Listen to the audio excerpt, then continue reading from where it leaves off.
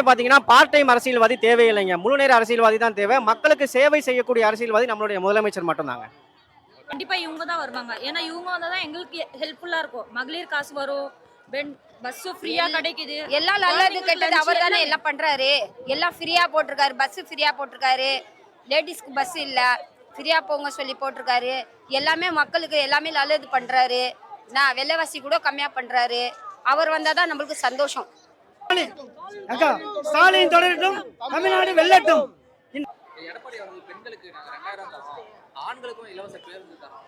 அப்படி சொல்றாரு. வந்ததுக்கு அப்புறம் தரலனா இவர் செஞ்சிட்டாரு. அவர் செய்யலனா இவர் செய்வாரு. எங்க தலை செய்வாரு. அவர் செய்ய மாட்டாரு. நம்பிக்கை இல்ல. அவர் வரமாட்டாரு. இவர் தான் வருவாரு. எங்க தலை தான் வருவாரு. சரியா? நம்மளுக்கு ரொம்ப சந்தோஷம். அவர் வந்தாக்கா நம்மளுக்கு சந்தோஷம். நம்ம ஜெயிச்சா மாதிரி தான் வரணும். முக்கியமா எல்லாம் ஓட்டு அவருக்கு தான். முஸ்லீம் ஓட்டு எல்லாம் அவருக்கு தான். நான் எப்பவுமே அவர் தான் நம்மளுக்கு தலை. சரியா? அவர் தான் வரணும்.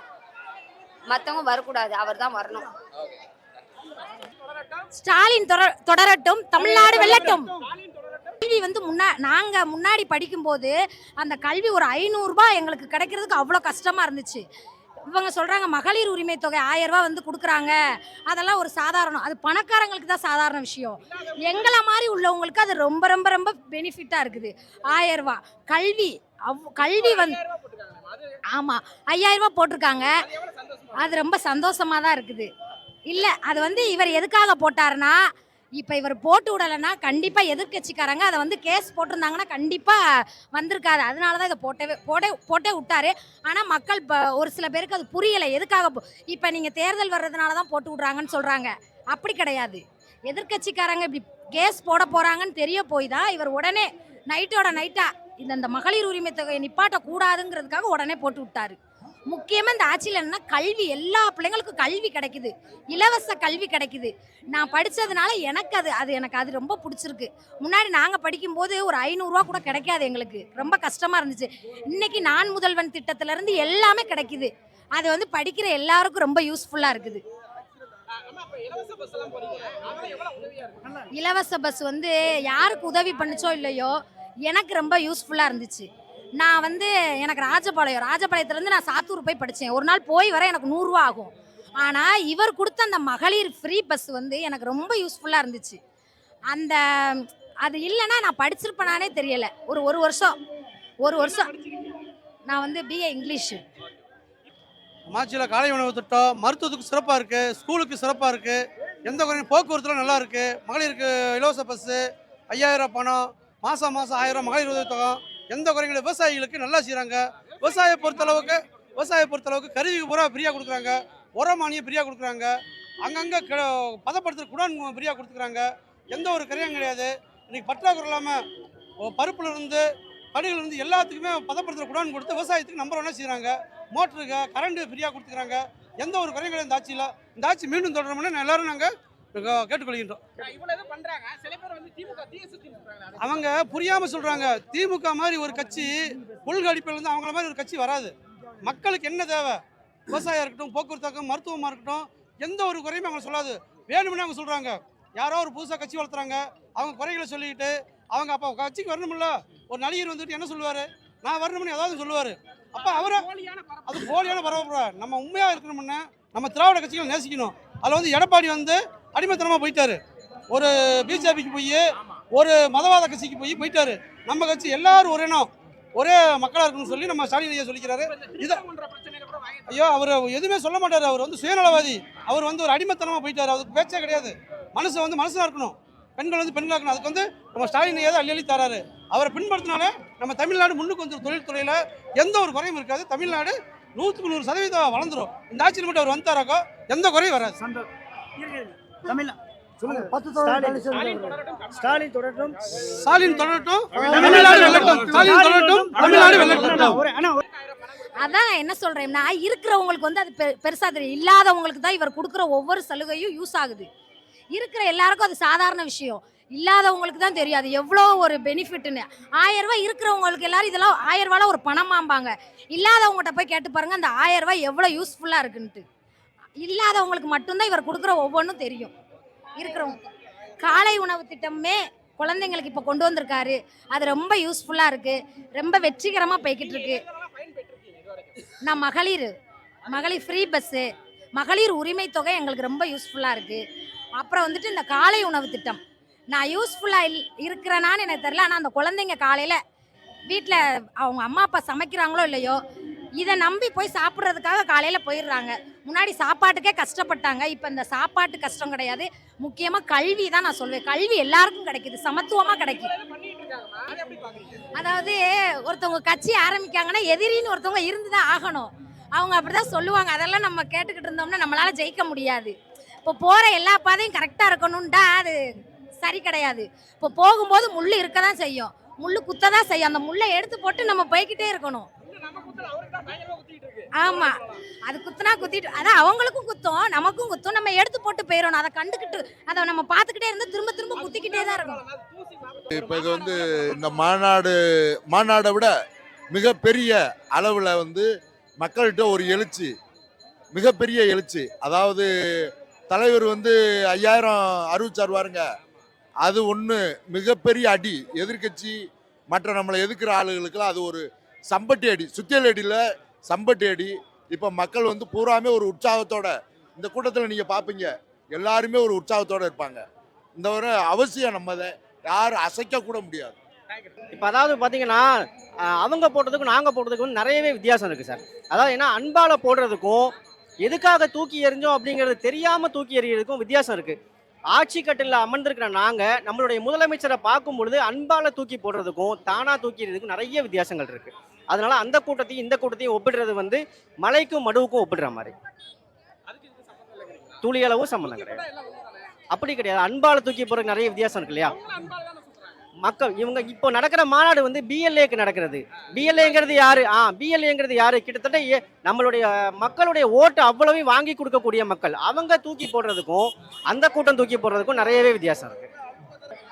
அன்பால தூக்கி போடுறதுக்கும் அல்பத்திரமா தூக்கி போடுறதுக்கும் நிறைய வித்தியாசங்கள் இருக்குல்ல. அந்த முகக்கூறு காட்டி கொடுக்கும்ல, இந்தா அப்படின்னு தூக்கி எறிகிறதுக்கும் அன்பால மகிழ்ச்சியா தூக்கி எறிகிறதுக்கும் வித்தியாசங்கள் நிறைய முகக்கூறுகள் காட்டி கொடுக்கும்ல. அதுதான் எங்கிட்ட வந்து நாங்கள் பாசமா நாங்கள் வந்து எங்களுடைய கட்சி வெளிப்படுத்துகிறோம். உலகத்திலேயே மிகப்பெரிய வெற்றியாக இருக்கும். இந்த மாதிரி வெற்றி நீ வரப்போகிற காலங்கள்லையோ உலகத்தில் அனைத்துமே வந்து எல்லாமே மக்களுக்காக கட்சி இயங்கிக்கிட்டு இருக்கு. கட்சி தான் மக்கள் தான் கட்சி. ஆமாம், தாய்மார்களுக்கு வந்து இப்போ கட்சியிலேருந்து நல்லது செய்கிறதே கட்சியினுடைய முழு நோக்கமே. மக்கள் வந்து நல்லா இருக்கணும், நல்லபடியாக அனைத்திலும் நல்ல செழிம்பா அவங்க வந்து மக்களுடைய எந்த ஒரு குறையாக இருந்தாலும் தீர்த்து வைக்கிறதே கட்சியினுடைய பொருள். நல்லா பண்ணுறாரு, நல்லா வந்து நல்லா திட்டங்கள் நல்லா பண்ணுறாரு. இன்றைக்கி 5000 போட்டிருக்காரு. எல்லாத்துக்கும் சந்தோஷம்தான். அடுத்து நம்ம தலைவர் தான், மறுபடியும் நம்ம தலைவர் தான். உதயசூரியன் உதிக்கும். அதெல்லாம் எல்லாம் சேர்ந்து பாடுவோம். இது மாதிரி வந்து இந்தியா வரலாற்றிலே வந்து இந்தியாவிலே வந்து ஒரு உள்கட்டமைப்பு உள்ள ஒரே மாநில கட்சி, ஒரே கட்சி எதுனா வந்து திராவிட முன்னேற்ற கழகம் மட்டும்தான். அது கலைஞர் இருக்கும் போதும் சரி, இப்போ வந்து நம்ம தளபதி ஸ்டாலினுக்கு அடுத்து எங்கள் துணை முதல்வர் உதயநிதி அண்ணன் எப்பயுமே வந்து பரம்பரையாக காலங்காலம் தொட்டு வந்து ஒரு குடும்பம்னா கணவன் மனைவி மகள் இருப்பாங்க. அதே மாதிரி ஒரு தமிழ்நாட்டுக்குள்ளே வந்து ஒரு குடும்ப வாரிய ஓட்டு போகிறதும் சரி, குடும்பத்துக்கு வந்து எல்லாம் செய்கிறதும் சரி, எல்லாமே வந்து திராவிட முன்னேற்ற கழக கட்சி தான். இது மாதிரி கட்டமைப்பு உள்ள ஒரு கட்சி இந்தியாவிலே கிடையாது. அதை கண்டு தான் இப்போ வந்து மதவாத கட்சியான பிஜேபி வந்து பயக்கிறாங்க. இவ்வளவு கட்டமைப்போட வச்சுக்கிட்டு ஒரு பிஎல்ஏ கூட்டம் வந்து ஒரு பிஜேபி இருக்கிற பிஎல்ஏ கூட்டம் எத்தனை பேர் இருக்காங்க, பிஎல்ஏ 2 எத்தனை பேர் இருக்காங்க, பிஎல்சி எத்தனை பேர் இருக்காங்க, பிடிஆங்கிறது என்னன்னு கூட தெரியாம ஒரு எப்படி சொல்றது பெரிய கருத்தே தெரியாம ஒரு கட்சி நடத்திட்டு இருக்க வந்து ஒரு திராவிட முன்னேற்ற கழகம் வந்து சும்மா இப்ப கிடையாது. அண்ணா காலத்திலிருந்து, பெரியார் காலத்திலிருந்து, அண்ணா காலத்திலிருந்து, கலைஞர்ல இருந்து தளபதி மு.க. ஸ்டாலின் வந்து பெரிய கட்சி. இதுல ஒரு பிஎல்சி பிஎல்ஏ 2 பிடிஏ வந்து கொண்டு வர்றாங்கன்னா பெரிய விஷயம். அதுக்கும் மக்கள் ஒத்துழைச்சு ஒவ்வொரு குடும்பத்துக்குள்ளேயும் ஒவ்வொரு வீட்டுக்குள்ளேயும் பயன்பெறாத ஒரு மக்கள் கூட தமிழ்நாட்டில் யாருமே கிடையாது. நம்ம முத்துவேல் கருணாநிதி ஆட்சியில் வந்து தமிழ்நாட்டுக்குள்ள ஒவ்வொரு குடும்பமும் பயனடையாத கட்சி குடும்பமே கிடையாது. இதை நினைச்சு மக்கள் வந்து அடுத்தும் நம்ம தளபதி ஆட்சி வந்து இதை விட பெருசாத்தான் செய்வாரே தவிர ஒருத்தர் குடும்பத்தை கூட விட்டுட்டு போக மாட்டாங்க மக்கள் நினைக்கணும். அடுத்து வந்து தளபதி ஆட்சி மலரணும், வெல்லட்டும் தொடரட்டும் தளபதி ஆட்சி. 56 வாக்குகள் வித்தியாசத்தில் சென்ற முறை ஐபி செந்தில்குமார் அவர்கள் வெற்றி பெற்றார்கள். இந்த முறை 60,056 வாக்குகள் வித்தியாசத்தில் வெற்றி பெற செய்வோம் என்று உறுதியோடு ஏற்றுக்கொள்கிறோம். ஸ்டாலின் தொடரட்டும், தமிழ்நாடு வெல்லட்டும். ஸ்டாலின் தொடரட்டும், ஸ்டாலின் தொடரட்டும், தமிழ்நாடு வெல்லட்டும். ஸ்டாலின் தொடரட்டும், தமிழ்நாடு வெல்லட்டும். ஸ்டாலின் தொடரட்டும், தமிழ்நாடு வெல்லட்டும். இந்த மீட்டிங் வந்து PLA PLA 2 இப்படிப்பட்ட, அதாவது என்ன பூத்துக்குள்ளே எப்படி வேலை பார்க்கணும், எப்படி நம்ம அதுக்கான பயிற்சி எடுத்துக்கிறணும் அப்படிங்கிறதுக்காக போட்ட கூட்டம். சும்மா போய் எல்லாரும் போய் உட்காந்து எல்லாரும் வந்து பூத்தில் வேலை பார்த்துற முடியாது.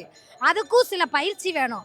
அது எப்படி, அது ஒவ்வொரு ஓட்டும் இந்த தமிழ்நாட்டில் எல்லா ஓட்டுமே ரொம்ப முக்கியம். அதுக்காக இவர் பயிற்சி கொடுக்கறதுக்காக வந்திருக்காரு. உள்ள வந்து சாப்பாடு எல்லாருக்குமே கொடுத்தாங்க. எக்ஸ்ட்ரா தான் இருந்திருக்கும். சாப்பாடு வந்து எல்லாருக்குமே கொடுத்தாங்க. மட்டன் பிரியாணி நல்லா தான் இருந்துச்சு, நல்லா இருந்துச்சு.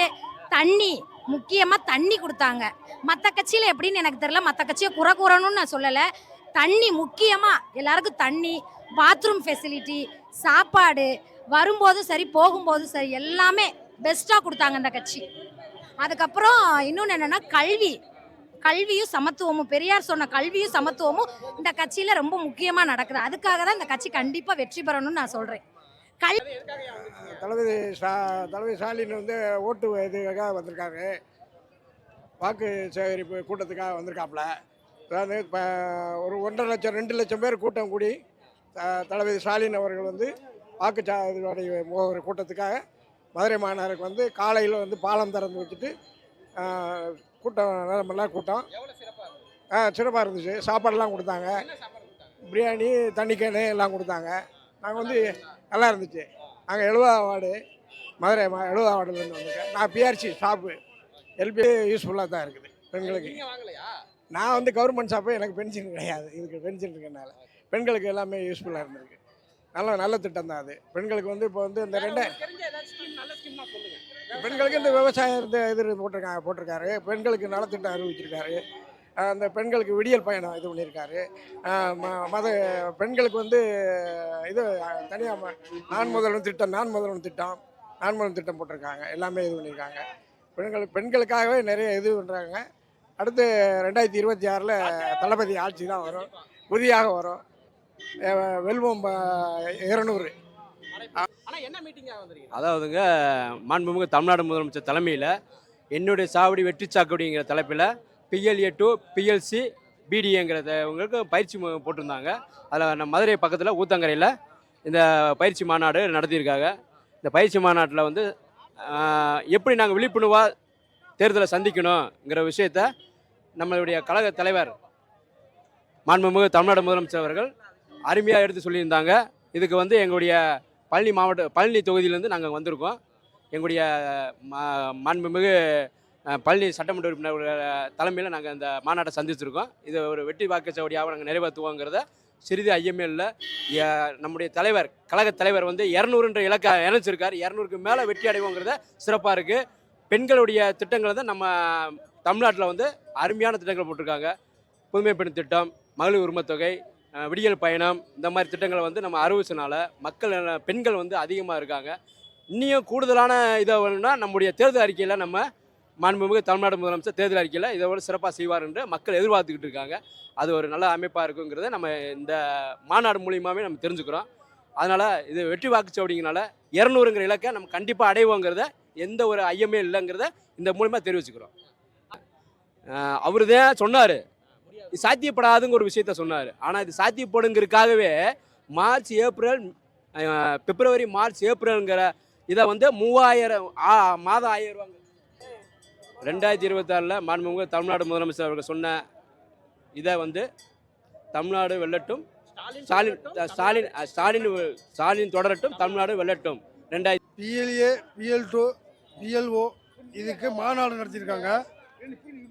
மாநாடு அருமையாக சூப்பராக இருந்துச்சு. அதிகமான கூட்டம், எங்களால் உள்ளே போக முடியல. அது இப்படி நம்மளுக்கு சந்தோஷம் தான், அவர் வந்தாக்கா நம்மளுக்கு சந்தோஷம் தான். அவர் தான் வரணும், நம்மளுக்கு அதுதான் கண்டிப்பாக வருவாருங்க. நம்மளுக்கு இது இருக்குது, நம்பிக்கை இருக்குது, கண்டிப்பாக வரணும்.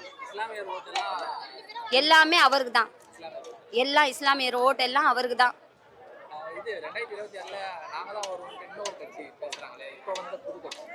அது வராதுண்ணா, அது வராது. அது நார்மலா ஃபேன்ஸ் போடலாம், அது எல்லா இடத்துலயும் தான் இருக்குண்ணா. நார்மலா வாரிசு அரசியல் இருக்குதா இல்லைன்னு சொல்லல, ஆனா பெட்டர் இவங்க வந்தா. இவர் ஏன்னா எங்களுக்கு பெனிஃபிட், லேடிஸ்க்கு பெனிஃபிட் இருக்கு. எங்க போனாலும் ஒரு நம்பிக்கையோட போகலாம். எங்க போனாலும் தலை பேர் சொன்னாலே ஒரு நம்பிக்கை தான் நம்மளுக்கு. எங்க போனாலும் அவர் இருக்கிறாரு, பின்னாடி அவர் கை இருக்கிறாரு, அவ்வளவுதான் நம்மளுக்கு சப்போர்ட்டு. எல்லாமே நல்லது சேர்ந்தாலும் அதே சந்தோஷம் நம்மளுக்கு. அவர்